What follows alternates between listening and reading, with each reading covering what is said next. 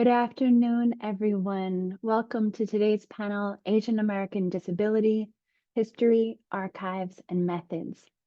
My name is Lana Barber. I'm the director at the Immigration History Research Center here at the University of Minnesota.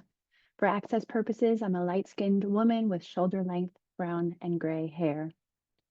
The IHRC aims to deepen our understanding of immigration history in order to transform the way we think about migration in both the past and the present.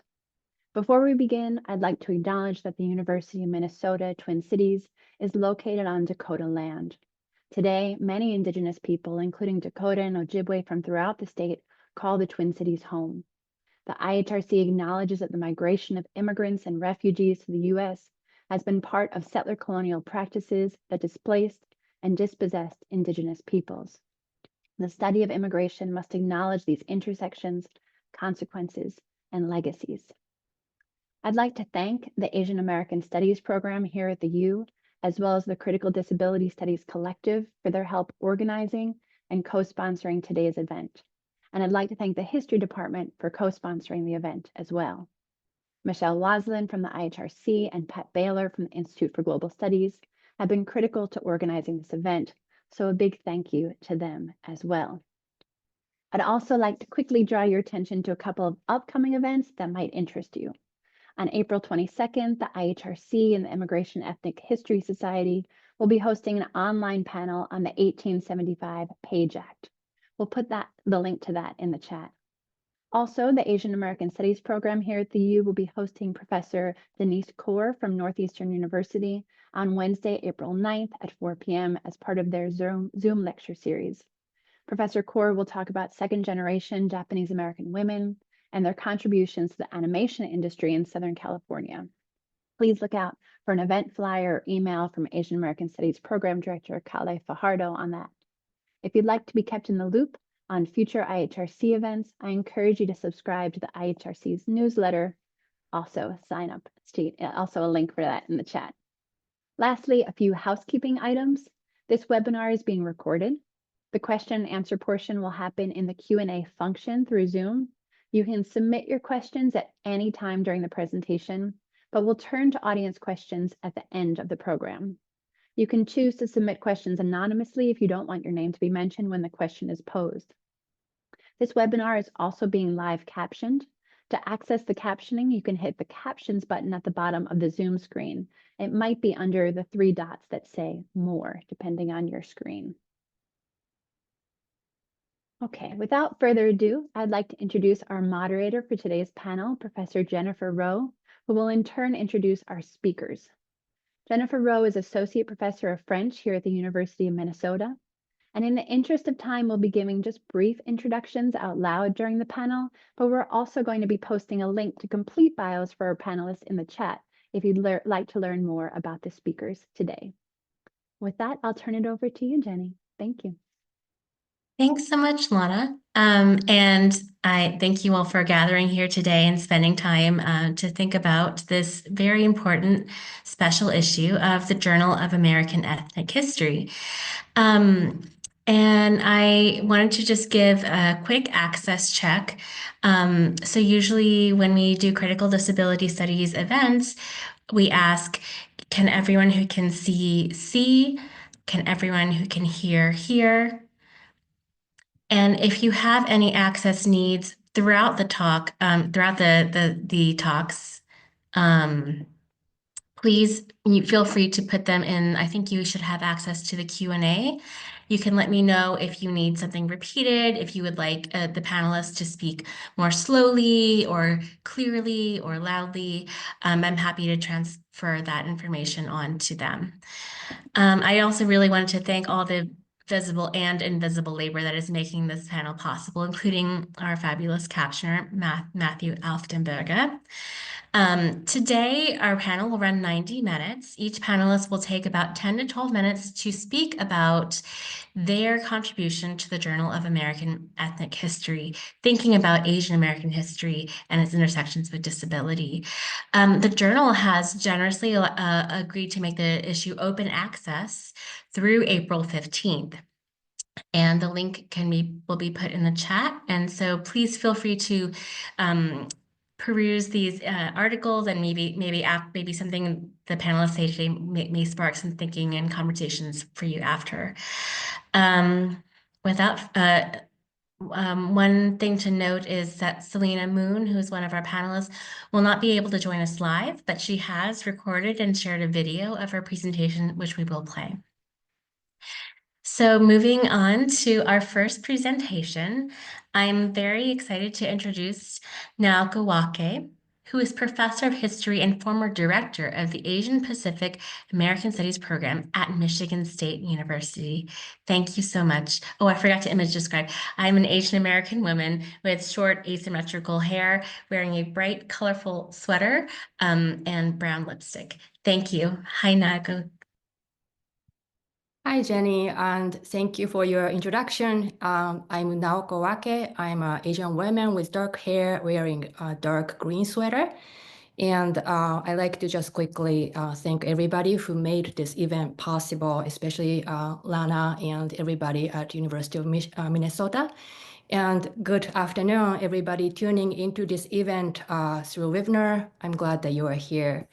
So I'm going to jump in and start to talk about how soon after one start to study Asian American disability history, one notices the paucity of historical inquiry, which is actually in sharp contrast to literary criticism about Asian American disability that has accumulated rich body of scholarship over the last decade or so. So you kind of have to wonder why that is the case. There are so much done about literary criticism perspective, but not from historical perspective. And you quickly realize that at least in part, this is because of the paucity of primary sources. And in thinking about this paucity, I like to ask two sets of questions. And the first set of questions are questions about history, such as, why are there so little? Why is it so difficult to find them? Does the marginalization of AAPI people with disabilities shape what we can and cannot find in historical archives? So this is the first set of questions. And the second set of questions are questions about method, such as, what do we mean by archives? Does our definition of archives limit what historians can say about AAPI disability history? AAPI obviously referring to Asian American Pacific Islanders here. And if so, should we try to expand the definition? And what methods can we use if we are to do that? So let me unpack those two sets of questions by saying, first of all, that the quantity of primary sources is definitely limited. And the ways in which historical records about AAPI disability are organized at archives often pose an obstacle. There are only a handful of disability archives in the US, and I'm yet to find any folders at any archives labeled Asian Americans with disability. It'll be nice if they did, but they don't seem to. So my preliminary answer to the question of should we try to expand our definition of archives is yes, because in a way it has to be, because otherwise we are left with little or nothing. But before I can say yes with more confidence, I like to figure out specific ways in which race and disability have shaped archives. Beyond stating the obvious, that is, both racism and ableism have made the records of AAPI people with disabilities difficult to find, I want to say something about how the history of AAPI archives itself might have shaped their discoverability. Even though it is true that there are only a limited number of disability papers and collections at state and university archives, what about AAPI community archives in museums, historical societies, and organizations? Why is it so difficult to find disability records at these archives that are supposed to elevate AAPI histories? And my current thinking is this. Many of these community archives were created in the aftermath of the Asian American civil rights movement, which tended to feature histories of racial oppression, activism, and resilience. Might this have made AAPI community archives ableist, excluding voices of those who did not lead or participate in civil rights struggles? Disability scholars have taught us how mainstream activism is often ableist, as going on marches on the street often requires an able body. We also know that aspects of AAPI civil rights activism were sexist, subjugating women's thoughts and actions. If these factors are affecting what's in AAPI community archives, then what Dorothy Fujita-Roney called the military construct of AAPI archives runs deep. It follows, then, that little we might find there must be carefully contextualized and expanded by something other than traditional historical sources. Meanwhile, we also have issues with state and university archives. AAPI people had less interactions with state authorities, medical facilities, and social agencies than other racially minoritized groups in the United States. There have been real consequences to this lack of interaction, including a myth that Asians are mentally stable and has a low risk of mental illness. At this point, it almost makes me smile, but moving on, the lack of interactions with authorities also led to the lack of sources in the canonical archives. When AAPI people did interact with authorities, these interactions tended to be about major crises, be it medical, like when someone had a really severe mental illnesses, or socio-political, as was the case with Japanese American incarcerees and South Asian refugees, which can paint a highly skewed picture of AAPI people caught in loss of language and culture, loss of family and community. So they are essentially permanently scarred, or it seems, right? So if we rely on these canonical archives to supplement AAPI community archives that I talked about earlier, we might get a misleadingly split image of AAPI people with disabilities. One of those who are in grave need of assistance for their losses, and the other of those who have already overcome difficulties by activism and resilience, right? Or just about. It seems as if AAPI people are never free from overdetermination. If they have a low rate of illness, they are a model minority. If they have a high rate of disability, they are inherently disabled and thus not part of national body. Seldom are histories of Asian American disability seen as the most ordinary consequences of US structural failure that requires more than reactive remedies, such as medical treatment or social services. So how do we remedy this misleading split image and begin to fill the gap? We have a task in front of us. Piles and piles of archival records that sits in front of us, unlabeled and unindexed, in which we may or may not find anything related to disability after spending hours, days, weeks over them. Good luck. That is how I felt sitting at the corner desk at the Filipino American National Historical Society's archive in Seattle in April 2024. By then, it was a familiar feeling.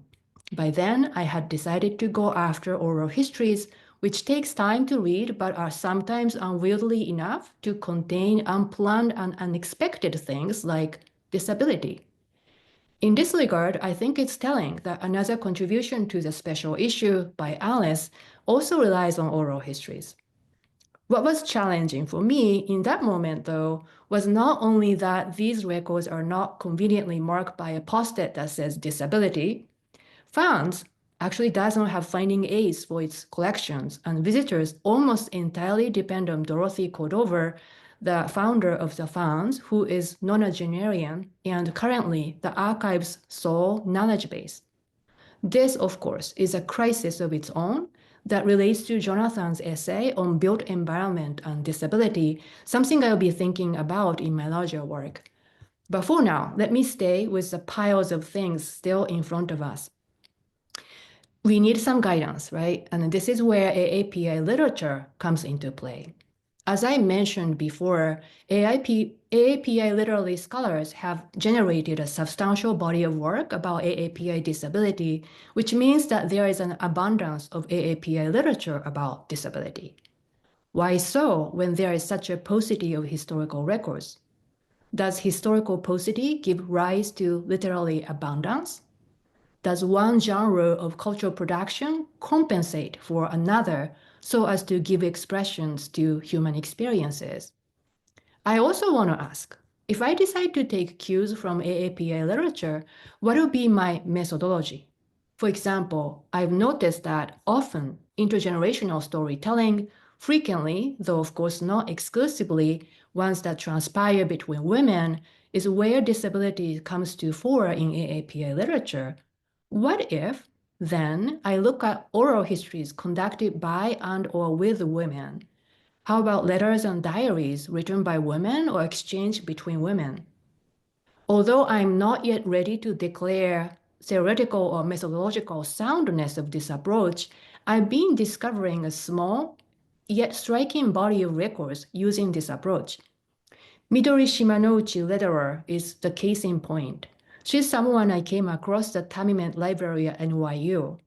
Though I won't repeat her story that I discussed in my essay here, the key is that I didn't know that she was living with disability when I chose to read her papers. And then, choosing is kind of important for historians because we are, of course, wanting to read everything, but we have only limited time and resources to be able to read anything. So choosing a folder to read in any archive is really a historical practice.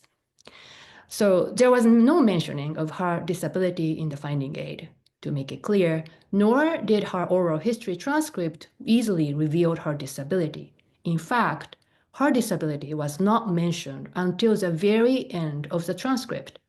But it was there, and I was able to discover it because I thought that this oral history conducted by a woman about a woman has a high potential, thanks to the cues I picked up from AAPI literature. Her story also began to suggest how AAPI disability might have disappeared from history and its archives. Her role as a caretaker of people with disability was featured, while her own disability was nearly erased from the record. In my current thinking, this dynamic may be one of the keys to a methodologically useful, possibly even sound reading of sources that may not immediately tell AAPI disability history, but eventually might. So to conclude, I make a case for a composite use of archives by expanding what can be included in them. Although historians such as Saidia Hartman and Tia Miles have taken the lead on the use of unconventional historical evidence, I believe that AAPI history and its archives are different from their Black counterparts. It is my hope that the special issue on Asian American disability and this forum today is one of the first steps that we take toward an inquiry that broadens both our historical archives and how we work. Thank you very much.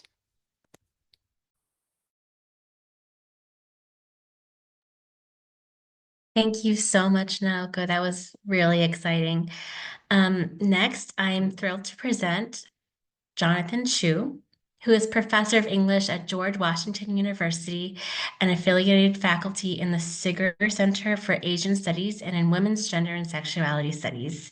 Thank you, Jonathan.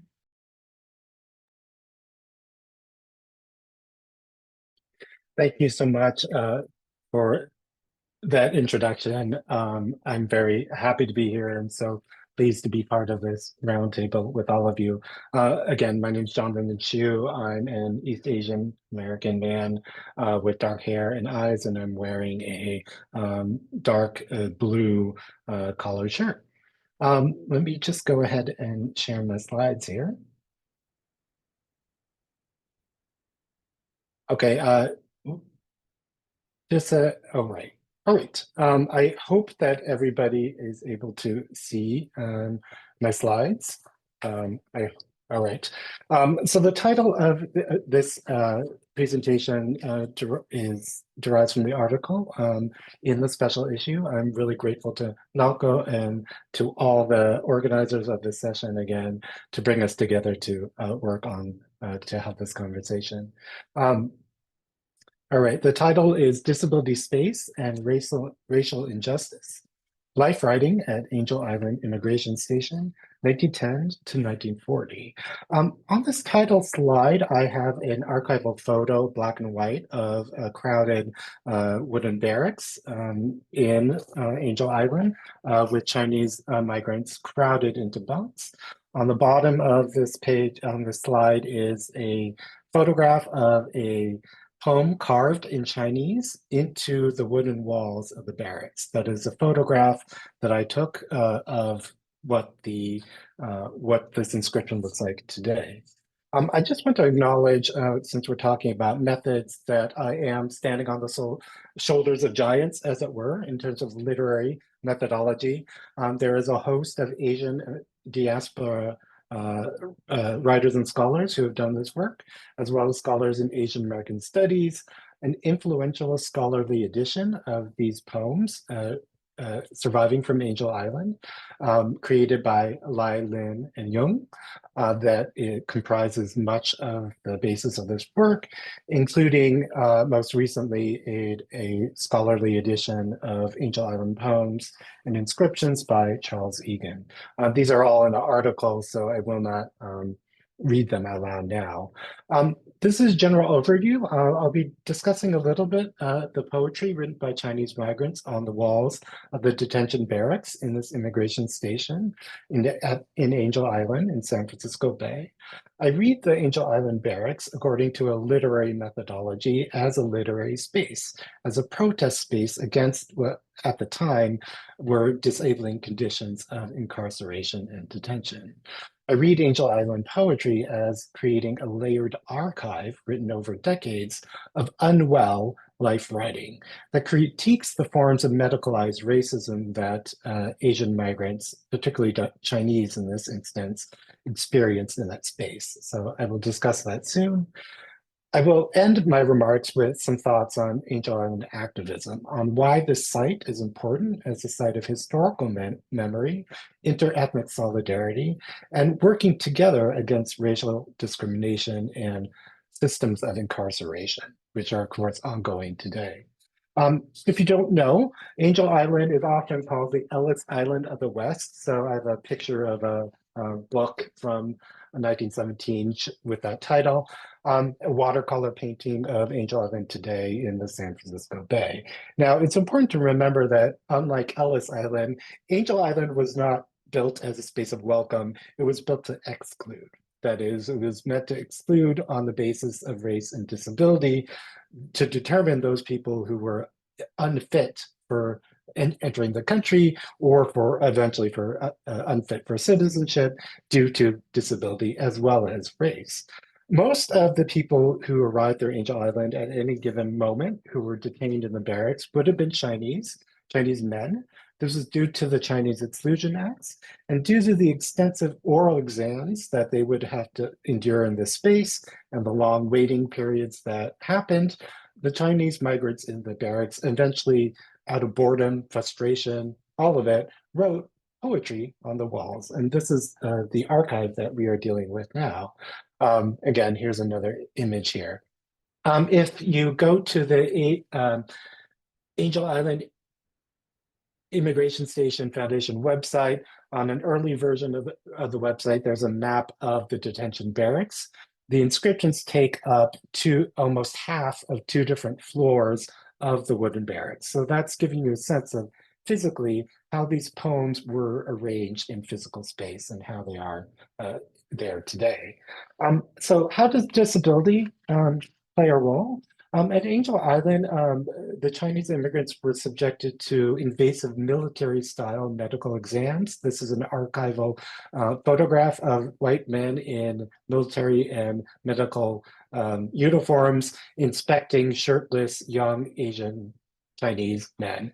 Diane Shaw, in his book Contagious Divides, has described this process as serving a form of quarantine and health inspection that served as the imperial defense against the potential invasion of epidemic diseases into metropolitan ports.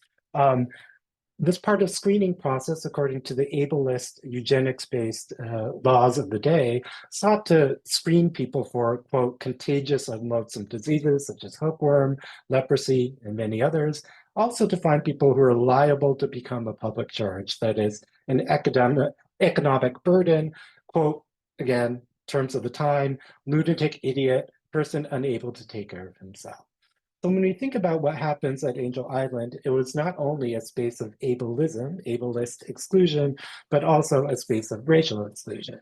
One anonymous poem that survives from the Angel Island corpus, I read it in English translation, describes this process. Quote, I am distressed that we Chinese, Huaqiao, are detained in this wooden building. Mu, that refers to the wooden building of the barracks. It's actually racial barriers that cause difficulties on Yingtai Island, that's Angel Island. While they are tyrannical, they still claim to be humanitarian. I should regret my taking of the risk to come to this place. Now, this poem, written by a migrant, shows that not only a lyric expression of one individual experience of race-based exclusion, it also names the combined forces of the entire context of ableist yellow peril that associate Asian bodies with disease. Right, so this is the entire context of racist and ableist exclusion occurring in this space. There are other poems that refer to these medical examinations. There's many references in the corpus to hookworms as grounds for exclusion for Chinese, as well as, quote, Hindu arrivals. Some poems describe the creation of illness, such as chronic illness, depression, melancholy, due to these humiliating process of detention. This is a Chinese phrase saying that 100 ailments come about. Other poems describe this idea of being curled up like a worm. That's one translation of the Chinese, a dehumanizing process of being packed into these barracks. The space of these poems actually matters. The fact they were carved into these wooden barracks does matter as in terms of understanding the meaning of these poems in the archive. This is one poem written by an anonymous Chinese poet who came through Mexico, actually. Detained in this wooden house, again, the term wu, it's because of Mexico's exclusion law that implicates me. It's a pity that heroes don't use weapons. I await the word to snap Zu's lip. It's a reference to a Chinese legend, a hero from Chinese legends. From here on, I'll travel far from this two-story building. Each and every villager will share a happiness. Don't idolize everything that's Western style. So this is a modern barracks with modern running water and everything, but it's nothing, according to this poem, it's nothing but a jade cage. Now, what I love about this poem is not only it's skillfully composed and carved in with beautiful calligraphy into the wall, it monumentalizes the labor of the Chinese migrant. It also transforms this space of incarceration, medicalizing space of exclusion, into a Chinese space, right? This metaphor of a jade cage, a traditional Chinese metaphor. So we're starting to see Chinese resistance to their experiences of incarceration and medicalization. There are other poems within the space that express solidarity. This phrase "tongbing," which means together disabled or share fellow sufferers, sharing disability or unwellness. That's a term that repeats throughout many of these poems. There's also things like acrostics. There's an acrostic poem where each character in Chinese reads out, roughly speaking, to a phrase that translates as "abolish Angel Island." Right. Now, remember when these people are writing, inscribing on the walls, it's an act of resistance. It was at the time, and I'm quoting from Lai Lim and Jung, unlawful to write on the walls or to destroy any property on the premises because, quote, this building belongs to the US government. So to write on these walls is physically an act of civil disobedience. I'll end by saying that this site only exists because of interracial and interethnic Asian solidarity. It was a white park ranger, Alexander Weiss, who saw the writing on the walls of Angel Island when it was meant to be dismantled and burned, and decided and said and acknowledged that, well, this is important, this should be saved. He brought this to the attention of Asian American activists such as Connie Yu, Mak Takahashi, George Araki, and many others to advocate for the preservation of the site in historical memory. So this is a historical newspaper article. Asian Americans are gathered at the site of that poem that I just read, and the headline reads, "Relic on Angel Island is Asian History Link." So I'll end just by emphasizing that these sorts of histories are really important as a testimony to ongoing systems of ableism, incarceration, and eugenics that still inform immigration policy today. This kind of poetry and the carving on the walls can help us remember that these poetic works, as well as the preservation and historically preserved as their historical preservation as a National Historic Landmark, constitutes a disability archive. It attests to the practices of racism and eugenics during this period, and also resistance to white supremacy and medicalized racism. It can also be future grounds for new histories of Asian American solidarity and struggles to end carceral systems altogether. Thank you very much.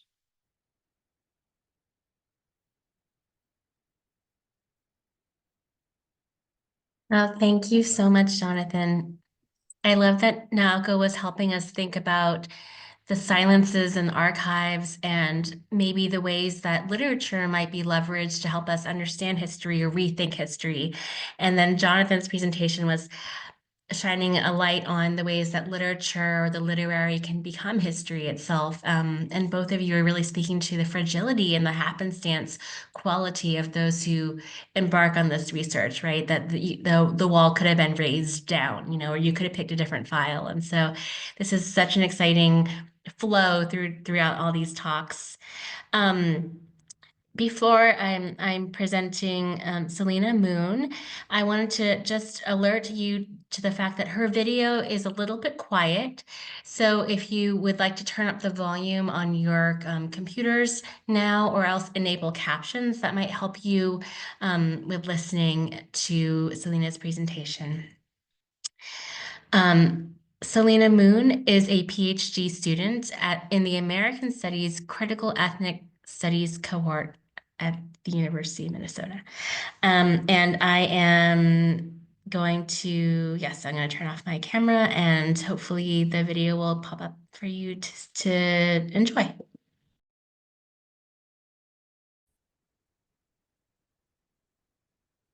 Hello, my name is Selena Moon, and I am here at the University of Minnesota Twin Cities. I am a first-year American Studies PhD student. I have brown hair and brown eyes, and I am wearing a black and white shirt. I unfortunately will not be able to be here in person today, so I'm recording my contribution. I am traveling to a conference on Wednesday during this presentation, and I'm disappointed to be missing the lovely panelists who I worked with on our journal article, as well as the lovely audience, many of whom are from the U. My presentation today is on my research on Japanese American disability history, which I wrote about for my article, Select Few Disabled Japanese Americans and Their Contributions.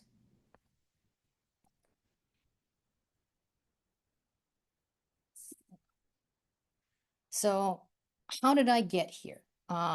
It's been about 7 years, I think, since I really started my research. I was at the Manzanar Incarceration Camp 50th Pilgrimage in 2019 at Manzanar, California, which is about 2 hours away from Los Angeles. It was one of the 10 main incarceration camps where Japanese Americans were sent during World War II.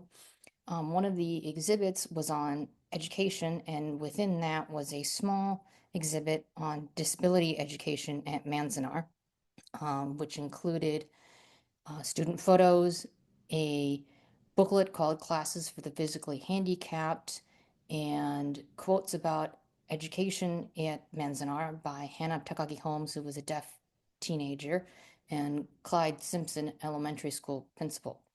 And just as a bit of clarification, Hannah Takagi Holmes was deaf with a capital D, meaning that she was culturally deaf and used American Sign Language predominantly, if not exclusively, to communicate, as opposed to being audiologically deaf, which is deaf with a lowercase d. So here's an image of the exhibit on a wooden table. There are the photos and a replica of the classes of the physically handicapped, newspaper clippings, quotes from Hannah, and a quote from Clyde Simpson, the principal. So the sources that I used in my article on Japanese American disability history include things like camp newspapers, state and national newspapers, and other publications like Life magazine, interviews that have been done by various institutions, Densho, and other organizations that have a lot of interviews by formerly incarcerated Japanese Americans that include disabled Japanese Americans or families of disabled Japanese Americans, and mostly war relocation, WRA, and other government sources, because everything was documented during the WRA. And government sources include things like, as you see on the left here, draft registrations, which include on the back disability. For example, this one lists other obvious physical characteristics that would aid in identification. This draftee listed amputated leg, so things like blind or some outdated language, crippled hand, or things like that would be very useful in disability research. So the significance of my article really was to increase visibility of disabled Japanese Americans, especially women, multiply disabled people, and soldiers. There's a lot of literature about soldiers, but not a lot about disabled soldiers unless they were very well known, or had made significant contributions in some way. And I wanted to explore their lives and contributions and accomplishments in more detail than had been previously done. Excuse me. Some of the sources that I found were, for example, on the top left here, a Life magazine spread of Private Yoshina Omiya, who was sitting on a hospital bed with bandaged eyes. He was blinded in combat, and so Life magazine and several other newspapers wrote articles about him. And on the bottom here is the masthead, I think is the word, of the column by Kikue Ukai, who became deaf and blind in one eye in childhood.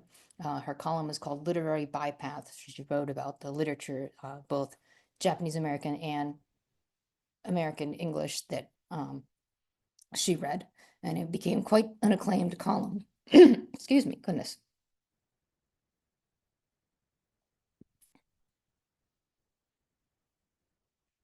And some of the surprises that I had during my research was the amount of information, the details, the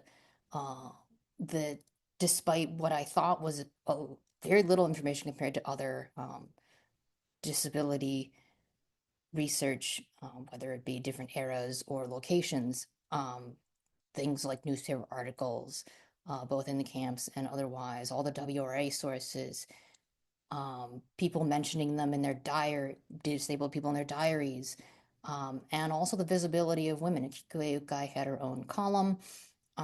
There were other people mentioning women during the camps, especially with regards to things like childbirth and disability due to complications with the baby and things like that, and all kinds of information that I never would have expected in government sources and newspaper articles.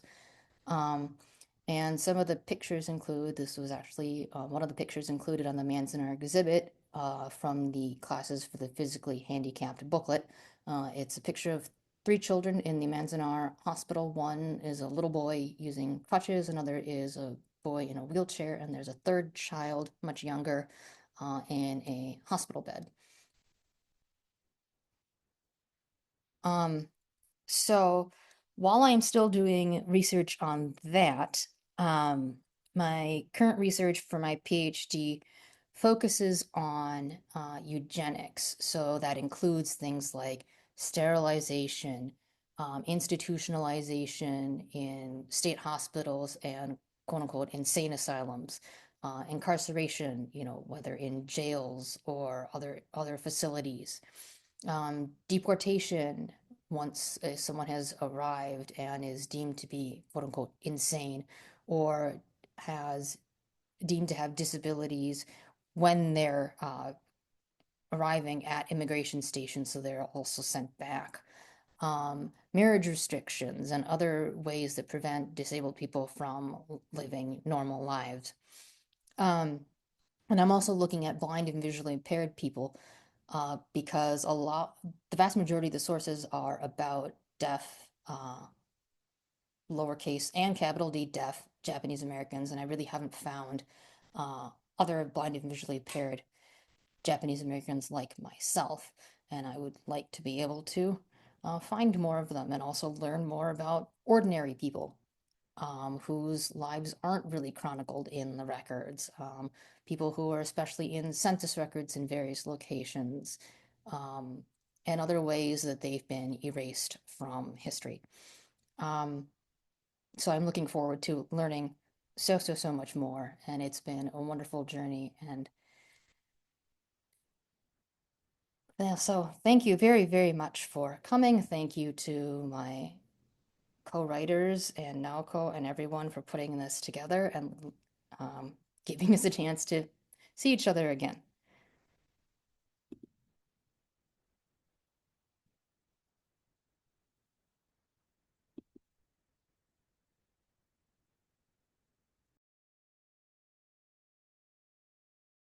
Hi, everyone. That was a wonderful video. I wish Selena were here for her to get her flowers in person, but we'll just pass on her the kudos to her. I love how this question of liminal spaces of citizenship and belonging are really popping up and threading through a lot of these presentations.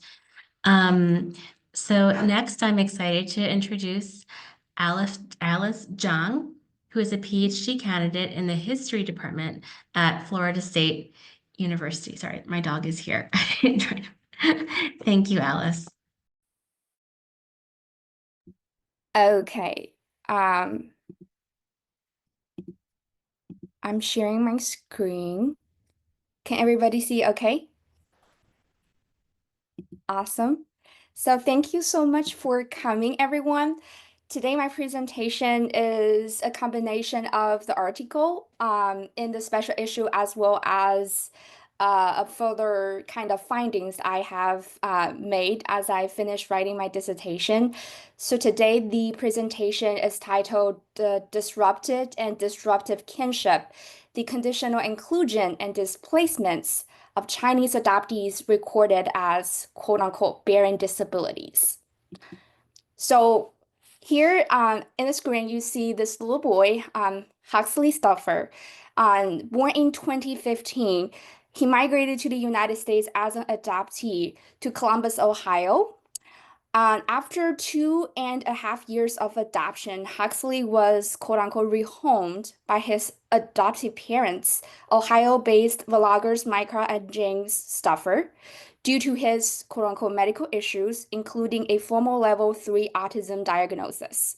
On May 26, 2020, the Stuffers uploaded a YouTube video titled "Update on Our Family," where they said that Huxley's needs were quote-unquote greater than they had initially been told, that they felt they could not adequately care for him. According to the U.S. Department of Health and Human Services, anywhere from 1% to 5% of the more than 100,000 annual adoptions in the United States are legally terminated in a dissolution, like Huxley's case.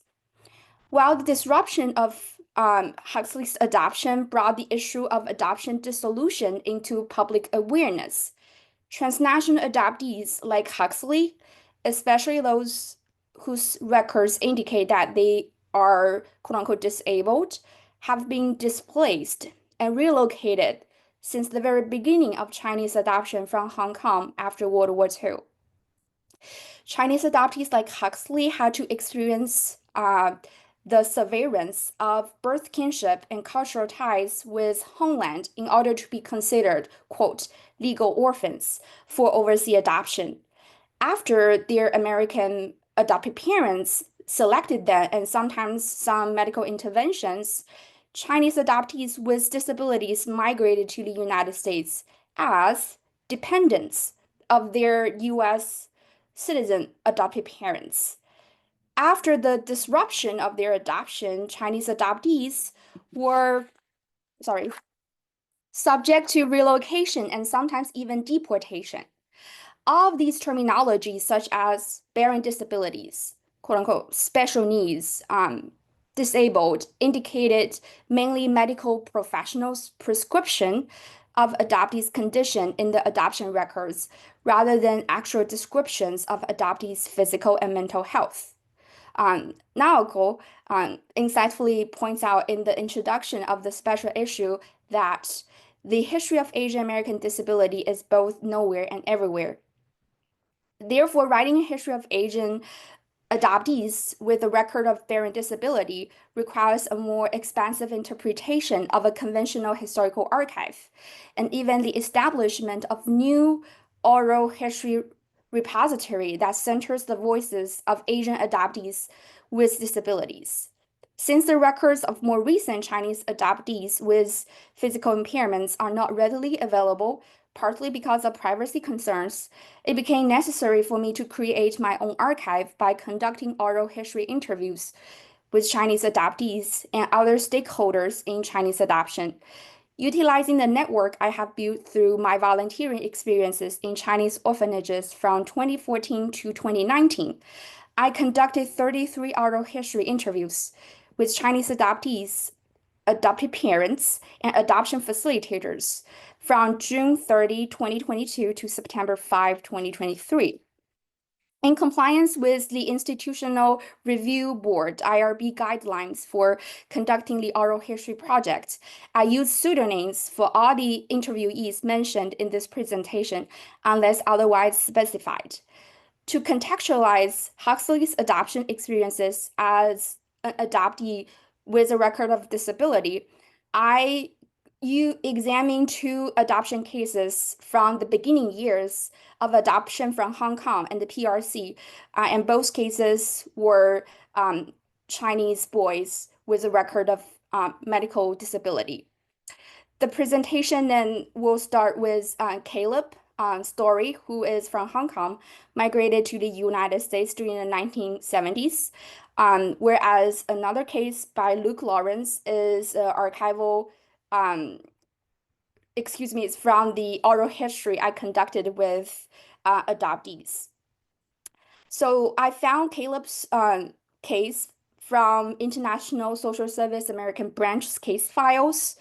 And then he was recorded as an adoptee found in the early 1970s in Kowloon, Long, Hong Kong. So he was wandering around on the streets as a 2-year-old boy, and he was found by police in summer of 1964. So based on Caleb's records, he was diagnosed with the condition of polio, and therefore he relied on long leg capers for walking. Due to the failure to find Caleb's family and living relatives in Hong Kong, the social worker referred him for overseas adoption. After Caleb went to a local institution for children with disabilities for both school and accommodation, he lived there for a very long time because of his quote-unquote record of disability had prevented social workers from finding him permanent homes overseas. But based on the records, Caleb really longed for a family life. So from 1969 to 1973, social workers proposed Caleb's case to American families, and 3 of the families had rejected adopting him due to his quote-unquote medical conditions. Though at the time during the 1970s, a lot of the social workers expressed that a lot of the Chinese American families would not take in adoptees with disabilities, it is evident from Caleb's case that white families also showed hesitance in accepting a child like Caleb. Finally, in summer of 1973, a white family, the Lovellas, showed interest in adopting Caleb. And the family had biological children themselves, and they also adopted two biracial children from Korea. Motivated by their Christian faith, Mr. and Mrs. Lovella applied to adopt, quote unquote, a biracial Hong Kong child aged from 10 months to 3 years old. Although Caleb was much older, he was at his 14 years old when the Lovellas applied to adopt.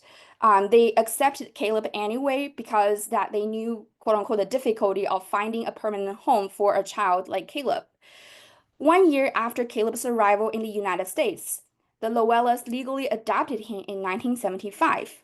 So usually when you are at the archive, that is like a happy ending for adoptee. But what is surprising though is that after 4.5 years of living with this family who legally adopted him, the social worker gave them instruction about how to naturalize Caleb and give him U.S. citizenship. He remained a British citizen. The reason why I found out was a surprising letter the family wrote to Hong Kong, to Caleb's former institution, about returning him back to Hong Kong because of his quote-unquote misbehavior. So after learning about the situation, the social workers in America attempted to give counsels to both the white family as well as Caleb.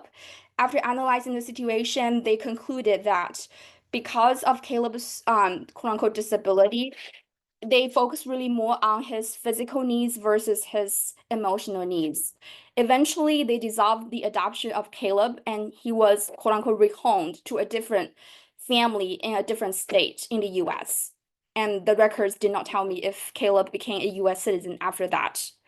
So 10 years after Caleb's migration to the United States, American families started to adopt Chinese girls advertised as healthy from the PRC due to the declining availability of presumably healthy Hong Kong children from the 1970s to the 1980s.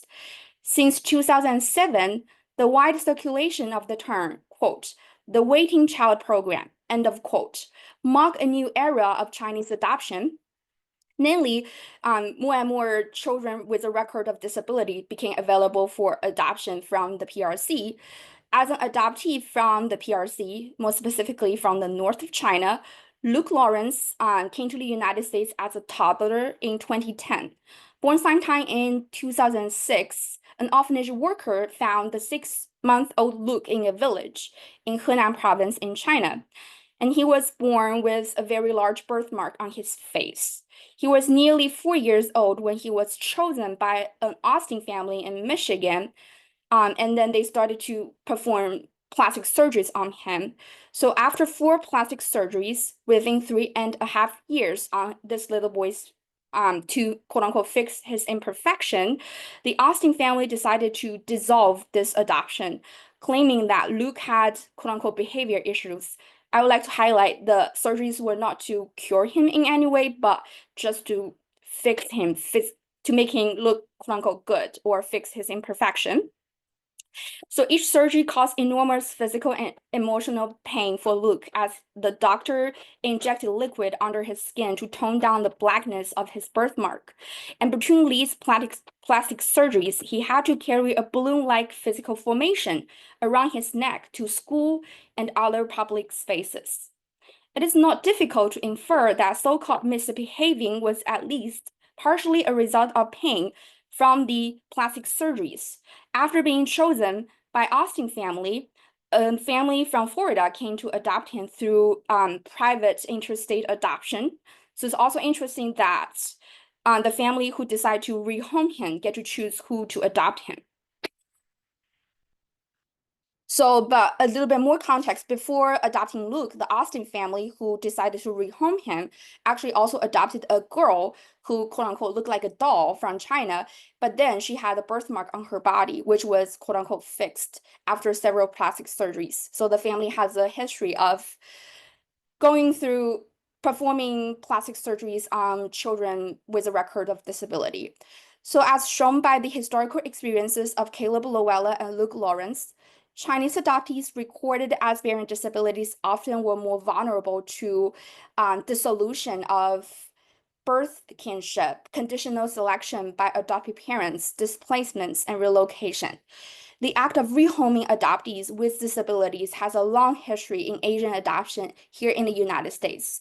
The comparative studies of 3 Chinese boys categorized as bearing disabilities demonstrated the centrality of disability in shaping Asian American experiences in both pre- and post-1965 immigration reform. And that concludes my presentation. Thank you so much for listening. Wow, thank you, Alice. That was fascinating. I learned so much. I'm very excited to introduce Jigna Desai, who's professor in the Department of Feminist Studies and the Department of Asian American Studies, and the director of the Center for Feminist Futures at the University of California, Santa Barbara, formerly with us at the University of Minnesota. Jigna is going to offer some commentary on the previous presentations, and then after which we will open the floor to Q&A. So please feel free to go ahead and put your questions in the chat as they pop into your head. And I will also share the link one more time for the open access to the journal special issue. Thanks, Jigna. Thank you, everyone, and thank you, IHC, to JRO for facilitating, and also for the invitation to comment on this wonderful scholarship. I'm a middle-aged South Asian woman with brown skin, big glasses with some sparkles on them, and salt and pepper hair, and some brown lipstick. I'm also not a historian, but I am interested in questions of race, disability, the biopolitics of disability in particular, mental health and neurodiversity, and what I call neural citizenship. This has been an amazing opportunity to read this set of essays, and the work that's happened in immigration, race, disability, and empire, I would say, has been long building. This collection is a wonderful contribution. And I would say that I'm going to focus on a few areas that it contributes, thinking about the theoretical and epistemological frameworks, thinking about methodological approaches, archives, and specific communities that are visible or not visible in the work, and the implications of the research of the scholarship. Asian American studies academics and scholars have been very critical to the development and kind of growth of critical disability studies. And I think the question of immigration, empire, war, as well as kind of history are ones that are in some ways ripe for opportunity.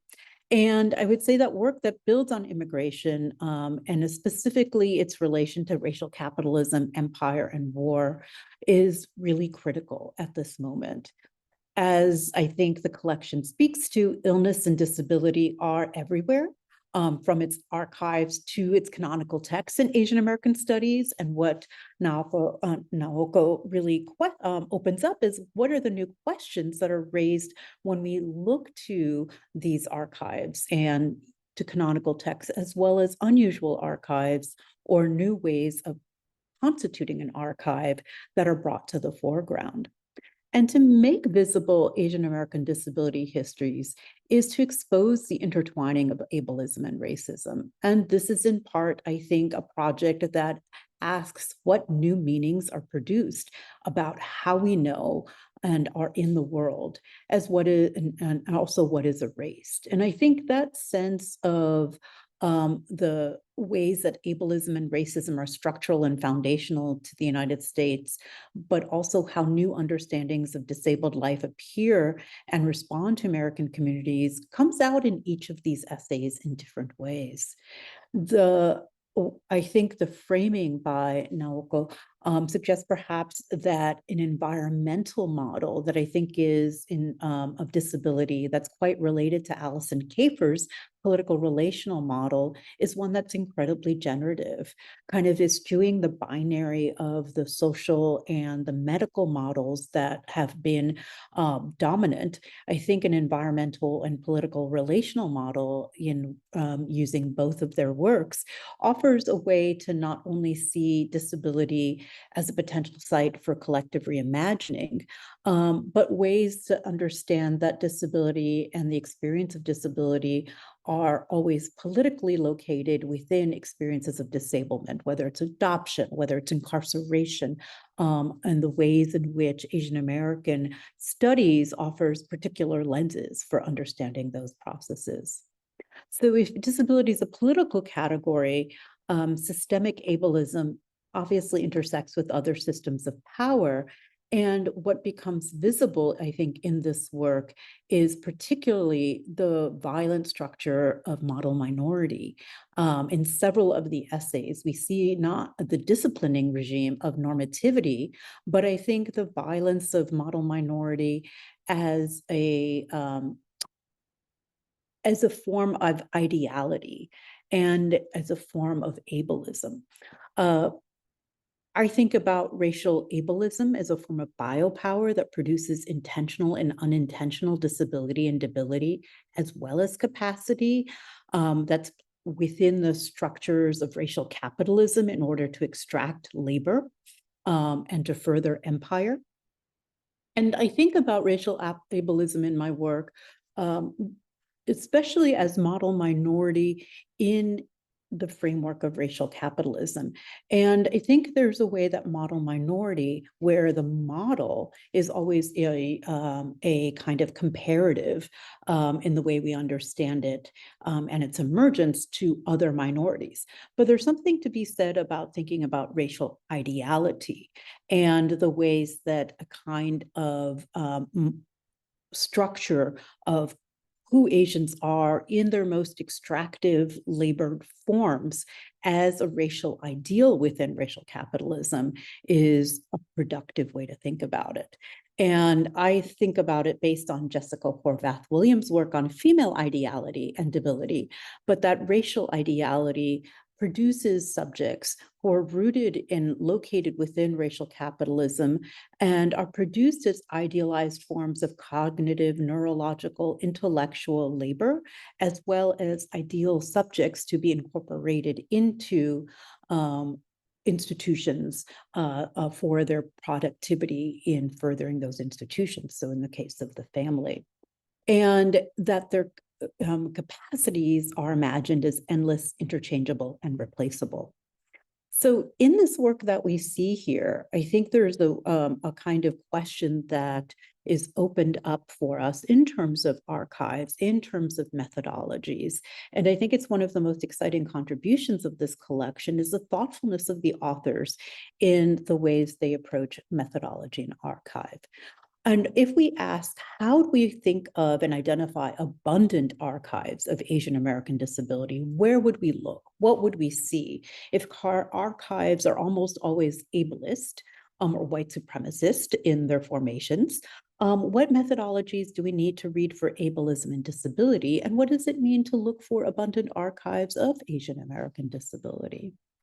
And I think the questions of turning to literature, to turning to oral histories, to tell quote unquote impossible stories is, I think, one of the possibilities that is opened up. And I think working away from what is considered to be a kind of a canonical approach to our own archives, whether it's Angel Island, or in kind of producing more speculative or imaginative ways of creating our own archives, I think, is the work that happens through the juxtaposition of the different essays.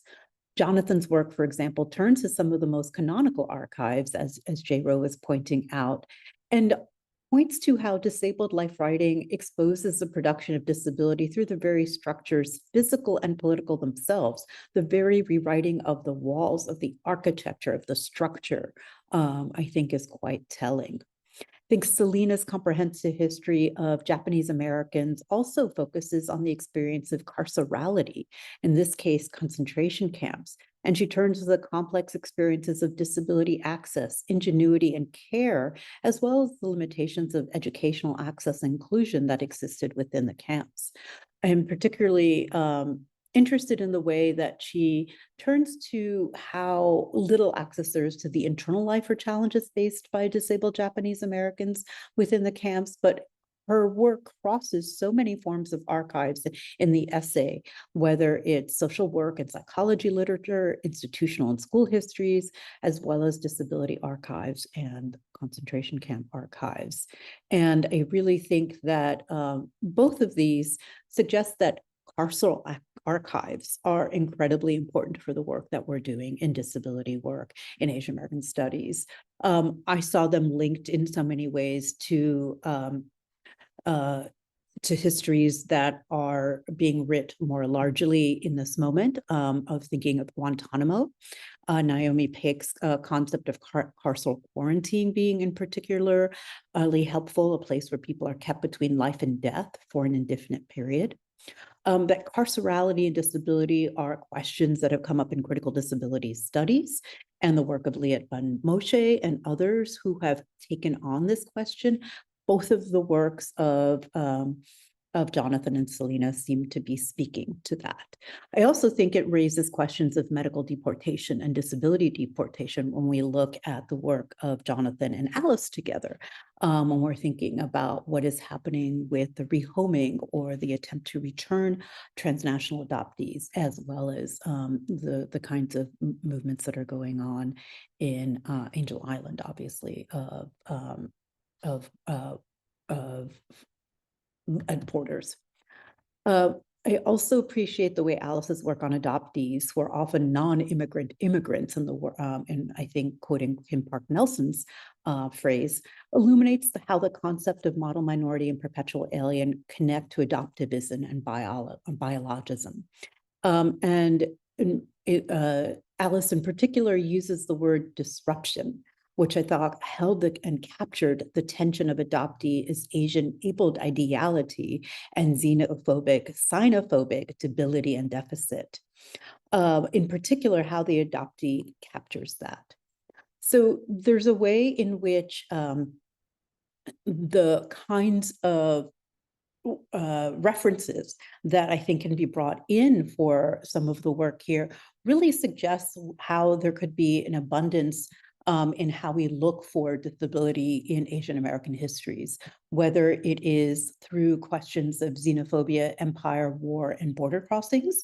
I think in particular at this moment, again, there's the resonance, but how refugee camps are both sites of mobility and a lack of immobility, how I think a disability becomes actually a mobilizing force when you think of refugee camps, when you think of certain kinds of prioritization given to adoption, the way that Alice was talking about it. I think there's ways that communities of care, both as medical providers as well as our own communities of care, are sites where we can read for disability. And in ways that work against dominant medical narratives. I'm thinking about counter narratives and counter readings of Anne Fadiman, The Spirit Catches You and You Fall Down, the way Hmong communities have pressed back against those kinds of narratives and seen how different formations of spiritual and body-mind perspectives are being offered in these counter narratives. And I also want to consider the ways that not only is carceral medicine a kind of juridical medical system that incarcerated people and continues to produce knowledge about their bodies, but that this is happening through other places beside hospitals and medical sites. So the work of medical care providers that are often Filipina, South Asian, et cetera, within this, and how is it that that's being negotiated and producing other forms of knowing about care and disability. How do we think about schools and universities as sites of ideality and racial ideality that are, again, sites of abundance that we might think about in this moment? So I want to suggest that there are ways that questions of lack of archive opens up, I think, what Naoko was suggesting, that there might be also abundance of archives if we change our methodologies and think about questions differently. And I really do hope that our work turns towards questions of carcerality, war, empire, settler colonialism. I was really fascinated by the Hawaiian Pidgin sign language development that was in Selena's work, as well as how we think about the choreography of global mobility, where disability becomes a facilitator rather than a barrier for mobility. And in this moment, I think in particular, how is that happening? As a non-historian, I'm thinking in the urgency of this moment of how of the kinds of fascisms that are playing out that are both racialized, xenophobic, as well as challenging our notions of citizenship, very much grounded in contemporary ways. So thank you for this opportunity, and I really appreciate and look forward to discussing.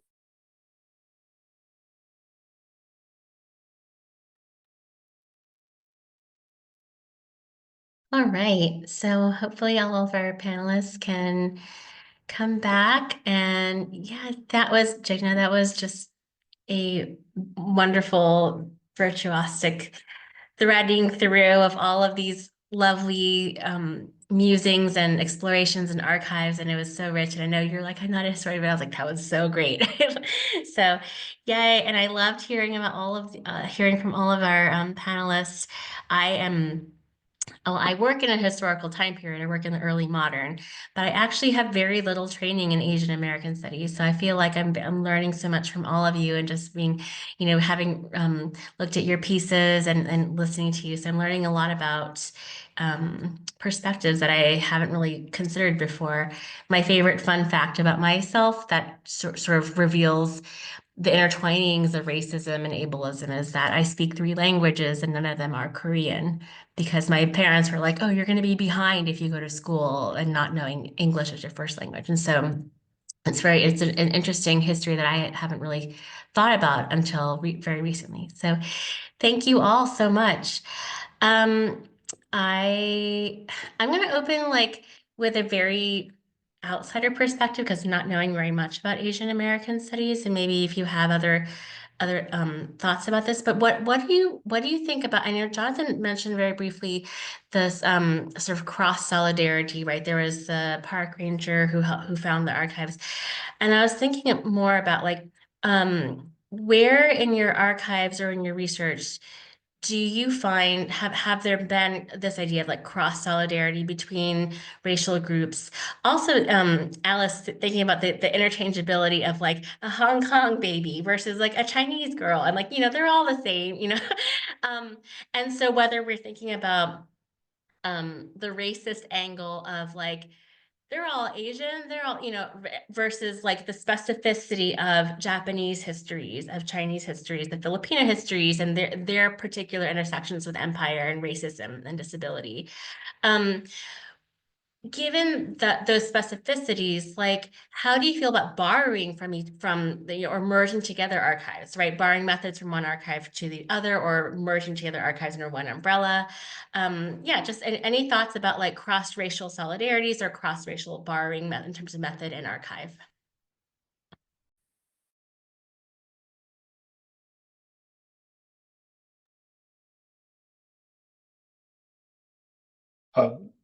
Is it okay if I just jump in very briefly? I would say something that I just really appreciated from Naoko's opening essay in the special issue is really thinking in responsible ways about what engagement Asian American disability history can have with Black studies and Black historians, right? And those methods. And not saying that those histories are the same, but as you've done is to think through those questions of critical fabulation about how do we read the archives differently, given what we have with us. I love Jigna's pointing of the kind of future directions of a lot of this work, moving us towards disability justice frameworks that are squarely anti-carceral, that are fully abolitionists, that are grounded in cross-racial solidarity. So I think, given that it's something that's been clear with many of these papers, Asian Americans have so much experience with the carceral state and carceral structures that Asian Americans are kind of well disposed to act in solidarity with other groups. So I feel like that is an element that is, I hope, coming through in a lot of this work as well. And that's the thing that I've been learning from Selena's work as well.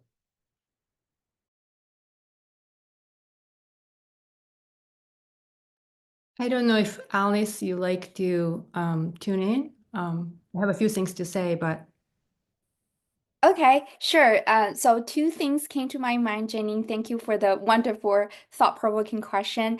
Actually, in the oral history that I've been doing, it has like adoptees specifically coming into the moment of COVID-19 and Asian Americans being targeted really has impacted their self-interrogation about who they are in Asian American community.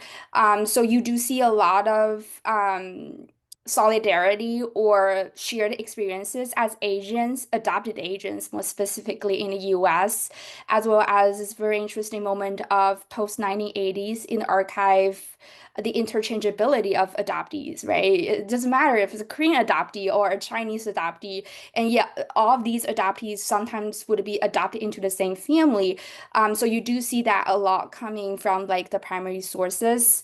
But I think also this is very important work of like where do, for example, Chinese adoption play into Asian adoption more general. But then also I think another thing I try to really do with my dissertation research is to bring in specific history from the PRC on Hong Kong to really counter back about this Asian Americans being homogenous. Like there is this specific moment in history and policy that made their adoption happen, right? So one of the oral history I have done, she was really appreciating about a lot of the Korean American, Korean adoptee community in Twin Cities, for example, were giving her a lot of community, and she has a lot of questions about being an adoptee in America. But then she also wonders, what about Chinese history? What does China play in this moment?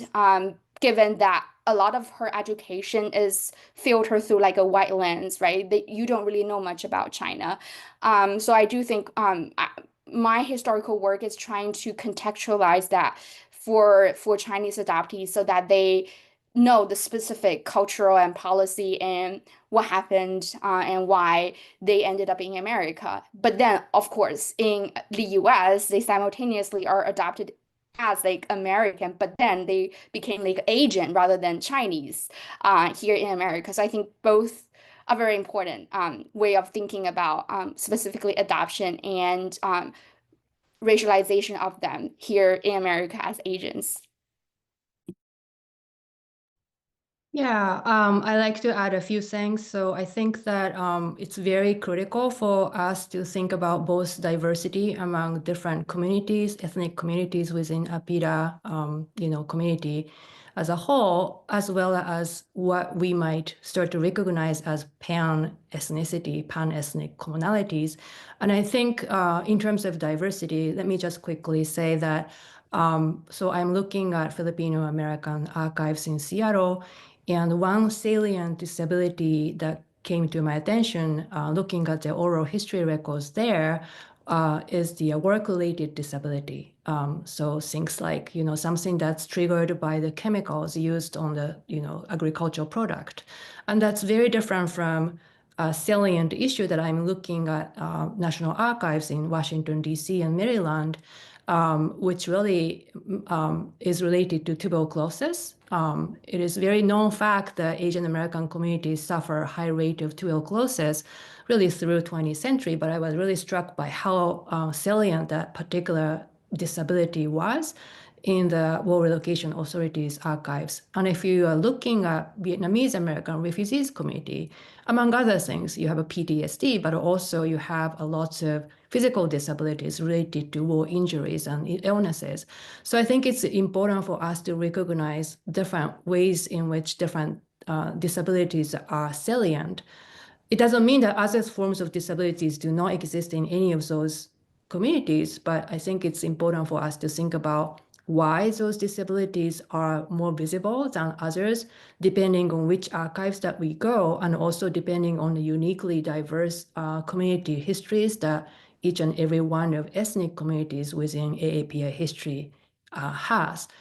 But on the other hand, I think when I think about commonalities across the board, I think about military construct that Dorothy Fujita-Roni has proposed in terms of how, so take an example of Japanese American archives or Vietnamese American archives.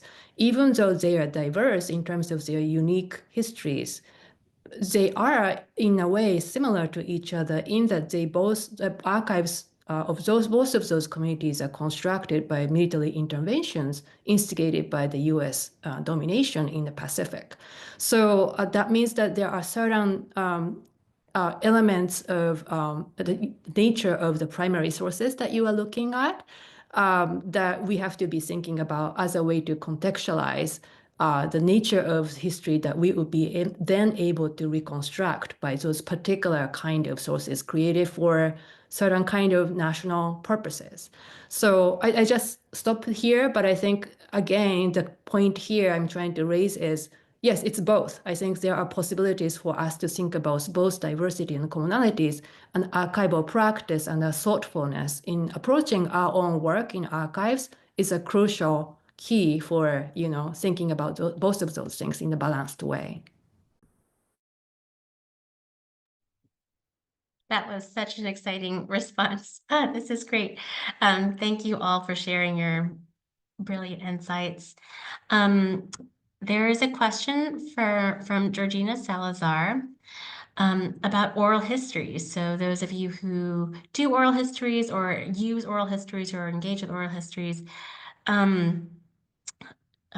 she writes, I'd love to learn more about how oral histories can be incorporated into formal, broadly accessible archives. How can we follow clear policies and ethical standards for handling a marginalized communities, ensuring consent and balancing equitable access to the data with data ownership and privacy concerns? This is a very interesting question.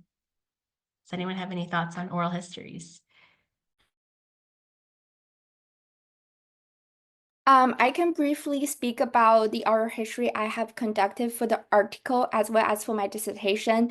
There are like steps. I think different institution has different requirements.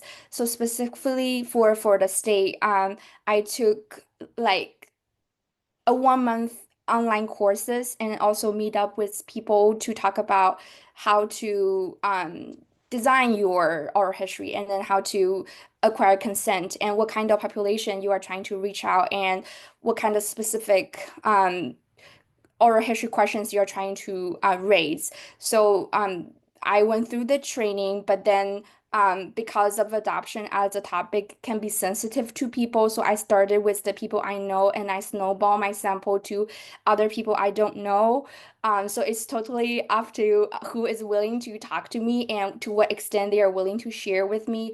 And the question about anonymous or not anonymous, so it's like it's a very complicated process. Also, if you want to add new questions as you looking at the archive and you want to know more from the oral history interviewees, you revise the questionnaire and then you go back to the IRB office, and then it's a very long process. But then it's still like the first step of using it as like a historical source, but then to publicize it as like an archive, it's a separate kind of consent form that I have to go through with individuals to get their consent about the transcriptions I have created based on the oral history. So I would say it's very case by case. and depends on the research question and kind of the institutional requirements for conducting oral history, and as well as like what kind of networks, what kind of relationship you have with people you are interviewing also is important. But then as a historical source, we need to contextualize it with other sources and also examine kind of like what can you know from oral history, what is limited from oral history as well. So it's very specific kind of example, but I hope that answers the question.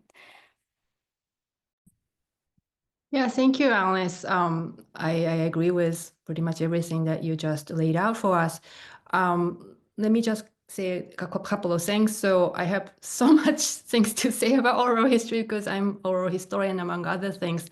And so it's a wonderful experience to meet with your narrators and get to know them and learn from them. So if anybody is interested in doing oral history, I would say, go for it, please.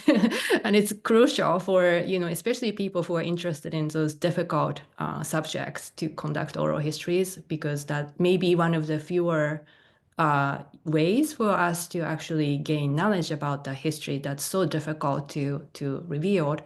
I will say that, just looking at what's available, what's not available, I'm really impressed by how many digital archives of Asian American, communities are available now. So, any communities that you are interested in, I think you are likely to find something that's already there.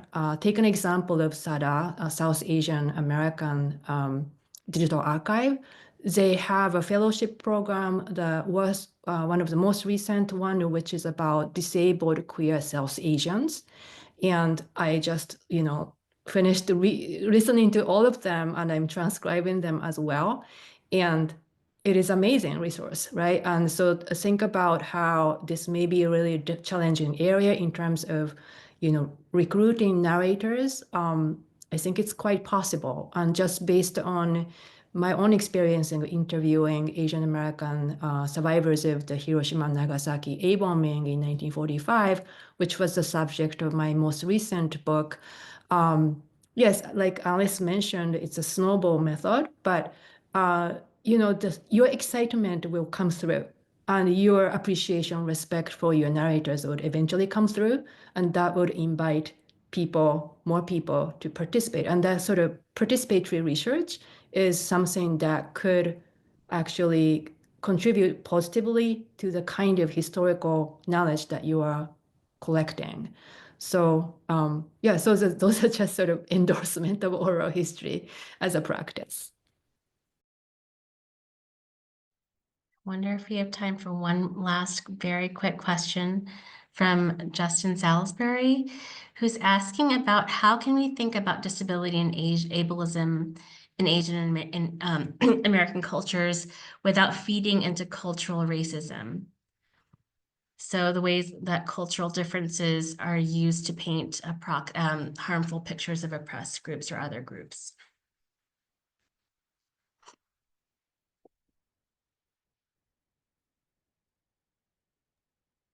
I can start the answer. Right? There's a narrative that Asian American communities have more stigma against disabled people, right? I think that is one of the ways in which they're seen as backwards and therefore are always stigmatizing. And I think challenging that is one of the ways to foster a anti-cultural racist perspective. And part of it is pointing out structurally how Asian Americans and Asian American disabled people are located within these, and how, in fact, the structures themselves are disabling, right? And I think and it's the cultural argument. Like I talked about it when I was writing about Virginia Tech and Seung-Hui Cho, and the idea is that he didn't get help because he was in a Korean family, and there's a stigma against it, and so on. There are lots of cultural racist arguments that are made around neurodivergence there that we don't, rather than the fact that there might not be access, or there might not be culturally sensitive, tests or practitioners or care. And rather than seeing it as structural, it was seen as, again, this kind of cultural. So that would be one example that I'm happy to kind of. I think resisting the overdetermination is really one key of kind of defining our purposes. Why do we study what we study, right? So, you know, if you are disabled, that doesn't have to mean that you are not part of American national body. If you are not disabled, it doesn't mean that you are supermodel minority. I think we have to recognize that everybody can be and most likely will be disabled at one point in their lives. And oftentimes it's used by the American violence or any nation state's violence. I mean, there is a state power behind the creation of disabilities in many cases. So I think it's, you know, important to think about structural issues that Jigna mentioned, but also you know, it's important to kind of think about how it could sort of verge on, it could risk overdetermination, especially in case of Asian American disabilities. And each one of us would be very cognizant of that danger that we don't want to sort of fall into. Thank you all so much. I'm so sorry to cut us a little bit. We went over by a few minutes. We did so well in time, and then I wish we had like more time to keep this dialogue going. Thank you to our attendees for showing up and spending time with us today. And yeah, wishing you all a great rest of your day. Bye, everyone.